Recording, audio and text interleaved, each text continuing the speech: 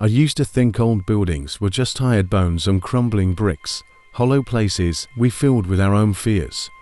But Waverly Hills showed me that some places feed off those fears, until fear is all that's left. This isn't just an abandoned sanatorium. It's a graveyard still trying to breathe. Every hallway is a throat swallowing your footsteps. Every door is a mouth that never forgets how to scream. They say ghosts can't hurt you if you don't believe. But the dead here don't care about belief. They want your pulse. They want your warmth. My name is Ethan Parker.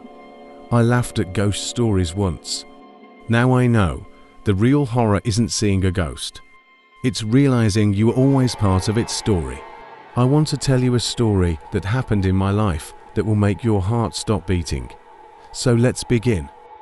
You don't just see Waverly Hills, you feel it before you even step out of the car. It sits there like an old wound on the hillside, leaking stories no one wants to remember. The iron gates stand crooked, rust eating them alive. Beyond them, 5 stories of rotting brick loom under a moon that looks bruised and swollen. When we got there, Lucas was grinning like it was a game. He hoisted himself over the fence, boots clanging on cold iron. I hesitated. The wind came down the hill sharp and wet, like a breath that wasn't mine. I swear the gate rattled behind me, as if something wanted in or out.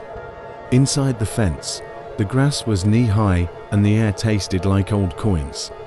We stood shoulder to shoulder, staring up at the silent giant of Waverly Hills. It felt like it was staring back. Lucas slapped my shoulder. "Come on, Ethan. You wanted a ghost story. Let's write one." I forced a smile. Somewhere deep inside, something else was already writing it for us. Inside, the air was thicker than outside, heavy, like breathing through a wet cloth. The walls oozed cold dampness. Each step made the floor sigh under our boots, as if the building didn't want to hold our weight anymore. Lucas's flashlight swept the hall. What it touched looked diseased, black mold blooming like cancer across the ceilings. Peeling paint hung down like dead skin, flapping when the wind crawled in through broken glass. There were rooms on either side, doors hanging open like broken jaws. Some beds still had rusted frames and stained sheets, frozen in time. And in that thick silence, dripping water echoed like a slow heartbeat counting down. Lucas grinned at me through the beam. "Creepy enough for you?" I didn't answer. I was staring at a bed at the end of the hall. On its frame, something wet glistened, a dark stain that hadn't dried in decades. Or maybe it had just returned. They said 60,000 died here, but death didn't leave when they did. It lingered like mold in the walls, rot in the beams, secrets stitched into every pillow, and patient file left behind to yellow and crumble. Lucas's camera flashed like a heartbeat. He joked about catching orbs. But I heard it first, a voice behind the wind. A soft rasp, like someone too weak to speak, begging through shredded lungs. It slithered up the hallway, brushed my ear. I spun around. Nothing but shadows. Then the echo came, footsteps not ours, dragging like tired bones over tile. Lucas lowered his camera, eyes wide. For once, his grin was gone. We weren't just hunting ghosts. We were being hunted. Lucas said the old surgery wing was the real prize. People died here with their eyes open. Ethan, think about that shot. So we climbed those stairs that moaned under each step. The graffiti on the walls crawling like veins under rotten skin. The broken light fixtures above dangled like broken teeth, swaying whenever the wind found its way inside. The surgery door was half torn off its hinges. I pushed it. It groaned like something in pain. Inside, moonlight leaked through cracked windows, turning the metal table silver, turning the dried black stains on the floor into something fresh in my mind. Lucas stepped in first, his boots tapped, a sound too sharp, too alive. He raised his camera, but for a second his hands trembled. I saw it. He wouldn't admit it. I stayed at the door, feeling the cold from inside reach out, like invisible fingers brushing my neck, lingering at the back of my throat like a promise of sickness. I told myself it was a draft. But when Lucas turned to me, his eyes were wider than the lens he held. "Did you see that?" he whispered. I hadn't seen it then, but I would. We stepped back into the corridor, but it wasn't the same. The air tasted like pennies held too long in your mouth. Metal and something older. My boots made a wet sound. I aimed my light down, saw thin red lines running along the cracks like veins, feeding something beneath the tiles. Lucas's camera hung useless at his side now. He kept mumbling, voice raw. "They're watching, Ethan. They hate the light. They hate the light." That cough again. But this time it didn't echo from walls far away. It crawled right behind us, a wet choke, dragging closer each time we moved. I could swear something warm touched my ear, a breath, but not mine. We turned a corner, found the same hallway waiting for us. Same peeling paint, same flickering bulbs. The corridor wasn't just bleeding, it was alive, closing, folding in on itself to swallow us whole. We were the rot, and Waverly Hills was hungry for infection. I grabbed Lucas's sleeve. I could feel how cold he was, like touching a stone pulled from deep water. But before I could pull him back, something pulled him first. He stumbled sideways, through a door I didn't even see open. A patient's room, but there shouldn't have been one there. He looked back once, eyes wide, mouth half formed into my name. Ethan. It sounded like he was choking on soil, like his throat was full of grave dirt. I followed, found only peeling walls and an empty bed frame bolted to the floor. No windows, no Lucas. But the wall at the far end bulged out, then sank back like something just behind it was crawling, searching. I pressed my hand to the plaster. It was warm.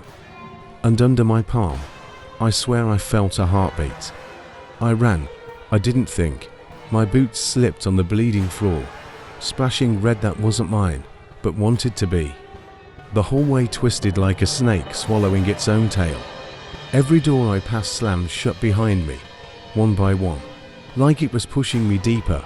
No way back. That's when I saw her. She stood under a single broken bulb that flickered on and off like a dying star. Her white nurse's uniform dripped at the hem, not wet, but stained with something that had dried decades ago. It never lost its hunger. She had no face, just smooth skin where eyes, nose, and mouth should be. A blank mask that seemed to breathe in the dark. Her head tilted, listening without ears. She raised one thin hand, fingers yellowed like old teeth. The corridor flickered with her, the light stuttering in rhythm with my heartbeat. I tried to step back, but the tiles pulsed under my feet like wet lungs gasping for air. She pointed at me, then turned that empty face to a door behind her, a door I knew hadn't been there a second ago. I don't know why, but I reached for the handle and turned it. Inside, darkness, so thick it felt alive on my skin, but it wasn't silent. I heard Lucas first, his voice echoing like he was standing right behind me, whispering my name, begging. Then other voices rose with his, soft, ragged, overlapping. Men, women, children, all coughing, all pleading. So many it blurred into one endless moan that filled my ears, my lungs, my skull. I stumbled forward. My boots sank into something wet, not blood, not water, a memory given shape. I felt the walls closing in, squeezing breath out of me, replacing it with theirs. They told me things no living person should hear. I tasted rust, medicine, graveyard dirt on my tongue. I saw flickers of beds lined wall to wall, patients with sunken eyes and ribs sharp as knives. And behind each one, a shadow of a nurse with no face, tending, feeding, taking. The corridor was endless, not because it stretched forever, but because it was packed. Packed with every ghost Waverly Hills never let go. The infected, the forgotten, the hungry. And now they wanted one more breath, mine. I don't remember how I turned back, if I did.